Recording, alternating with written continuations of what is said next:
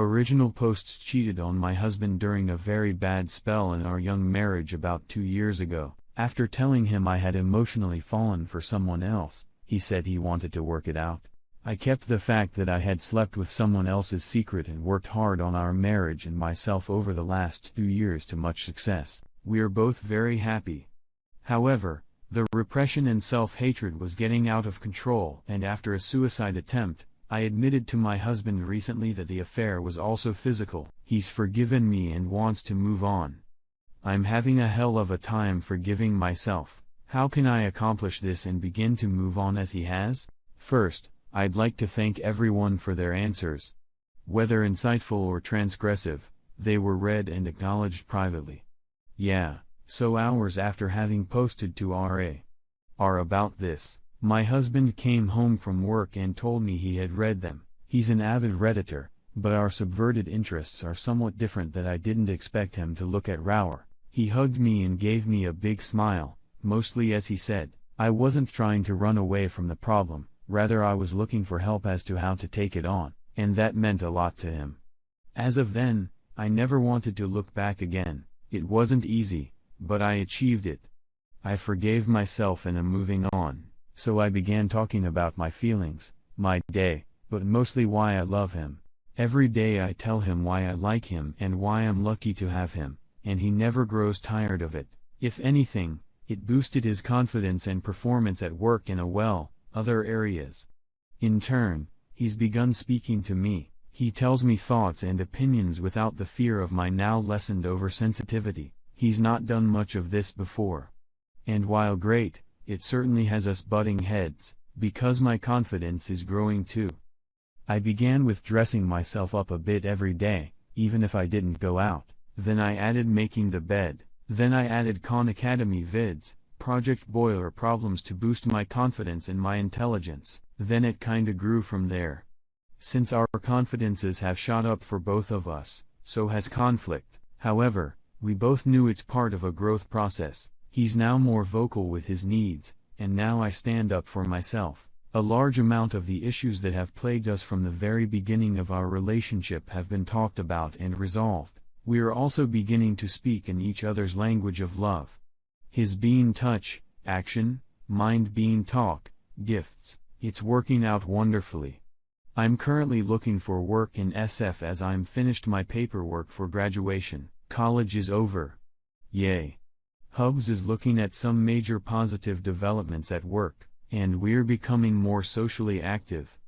I had no idea our friends missed us. We both give credit to our increasingly ideal home life. We're making it happen, and it's great. To those who find themselves in a similar situation as I was, if you're truly sorry for your actions, and you say you're willing to do anything because you love this person with everything you've got, do it. Change for the better. Become a bigger contribution to your relationship and to society, especially let them know how much they're wanted. But most importantly, truly learn from your mistakes and forgive yourself. Because when you do, happiness and a relationship thrive. No more dark clouds of regret or guilt, just smiles, kisses, and love. While I'm nowhere near an expert on relationships, I hope my story will help someone about to make the mistake, living with it and or dealing with the consequences. I'm lucky as fuck to have a man who stayed. Even if yours doesn't resolve the baggage, your next love doesn't deserve your sadness over another relationship. I hope this has helped. And thank you again. Story 2. So she's still with the AP and has been wanting to have a deep and meaningful foreclosure. I guess. The other day I said screw it and over text, let her get it out. I knew that it was better for me to just let her get it out so it could be behind us. It started because this past Saturday both were at an event, and she was upset that I was so friendly to everyone but so cold to her. Did I mention that she had the AP with her at said event? Anyway, Sunday, I get a text from her asking me if I couldn't stand to be around her, hated her divided by etc.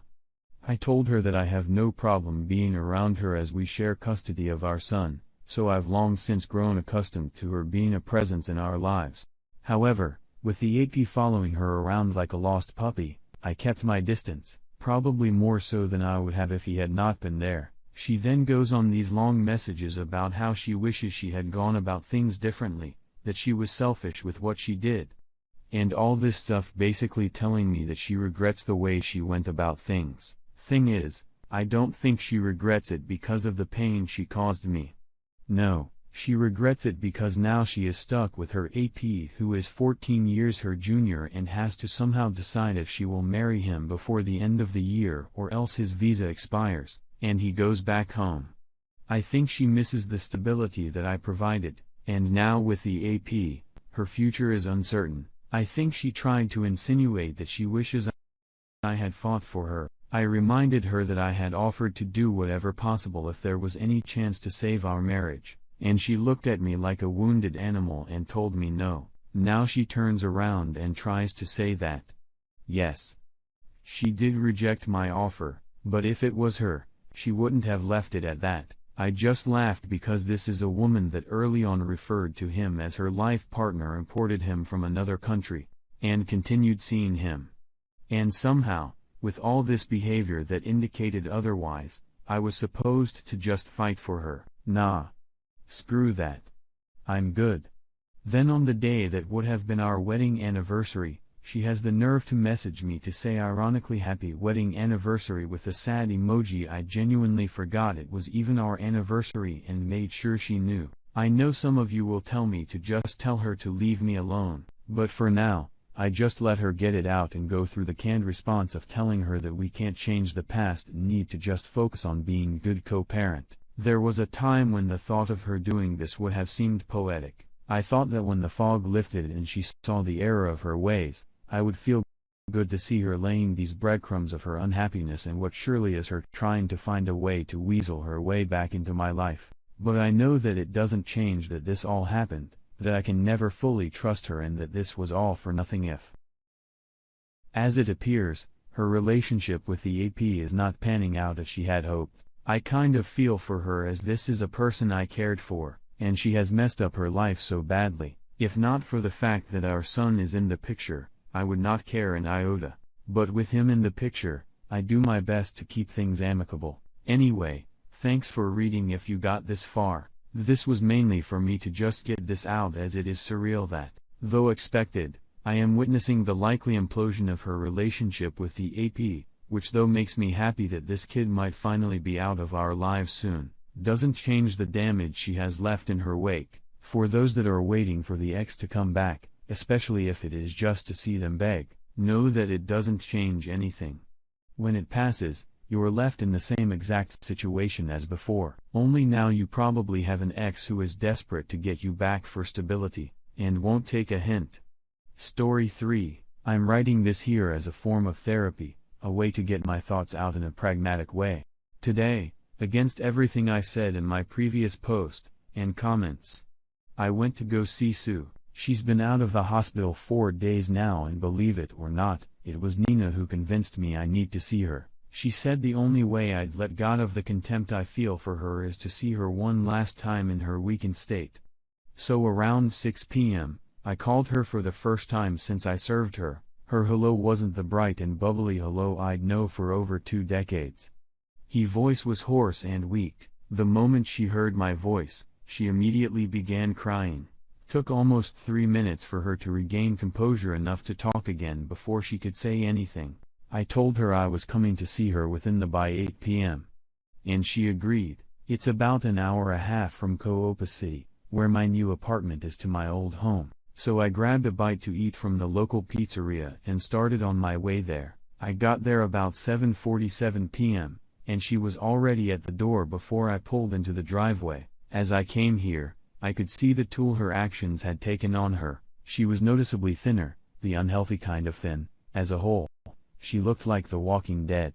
First thing she does is try to come in for a hug, and I stop her cold. She got the hint that I wasn't there to console her, and backed off immediately. We go inside and sit in the living room. Almost immediately Sue tells me she wants to come clean about everything. She tells me she couldn't live with the guilt of what she did to me and the boys. From the day we signed the separation agreement, she went into a downward spiral of guilty and agony that led her to her suicide attempt.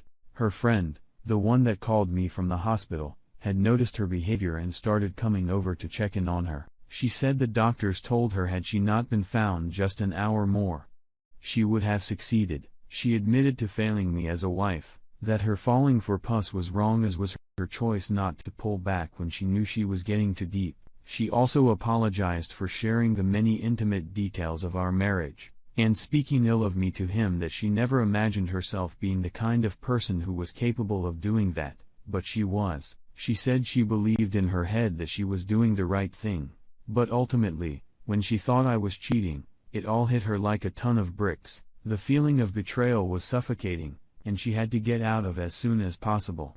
But it was obviously too late by then. She then asked me at what point did I stop caring, to which I said the night she confronted me with the notion of me cheating with the fervor that did, knowing full well she'd been fucking boss for months at that point.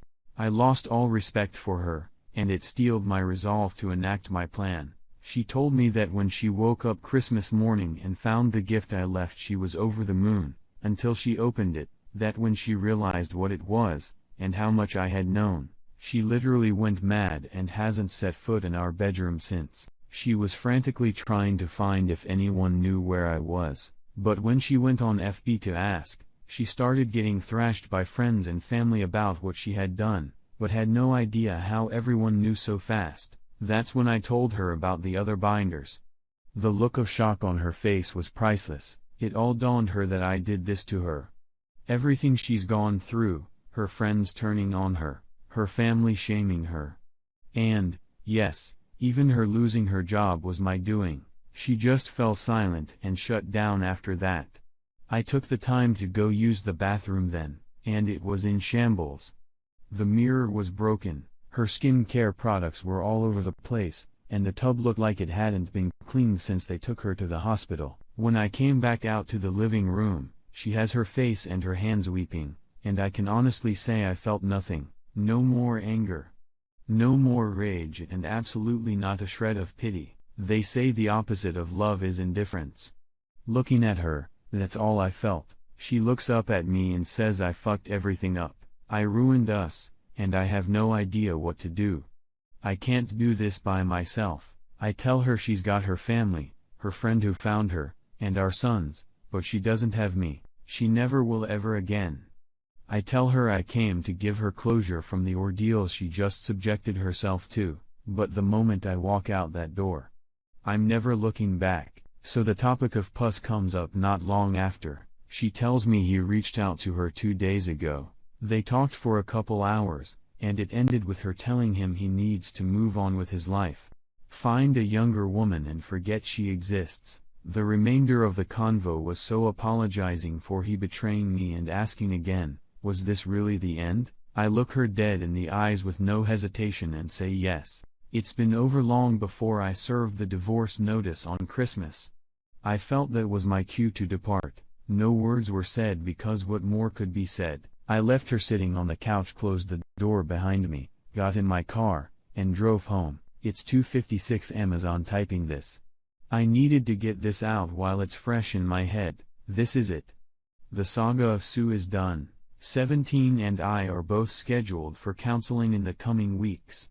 Mina and I are still going strong, and sticking to the plan of keeping things under wraps until my divorce is final. I'm staying active and motivated and looking forward to a future with a woman I know well cherished, and honor me because she's done so from the shadows for decades. It's time for me to focus on the life ahead of me, so this will probably be the last time I post for a while. Maybe I'll come back with an update when the divorce is official. To everyone who has sent me words of encouragement and well wishes, thank you.